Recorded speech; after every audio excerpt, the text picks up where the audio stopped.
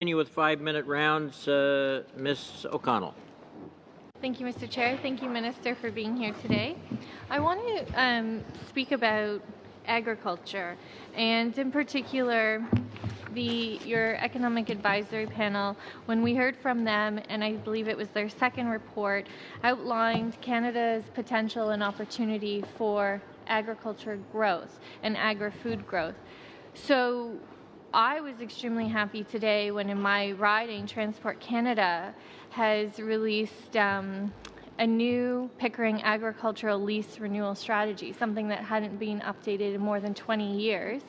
And for 40 years, prime Class 1 farmland being underutilized in my riding of Pickering. And today, finally allowing the types of investments in agriculture in my community through 10-year leases beginning in 2018, something that will allow farmers to actually plan out crops and properly work towards the types of investments they need. So could you maybe elaborate on, in Budget 2017, the types of investments and the priorities around agriculture?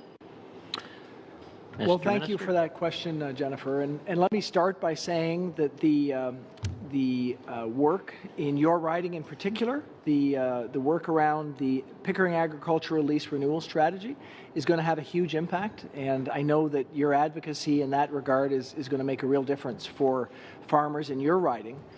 For us, more broadly across the country, obviously focusing on where Canada has a comparative advantage is critically important.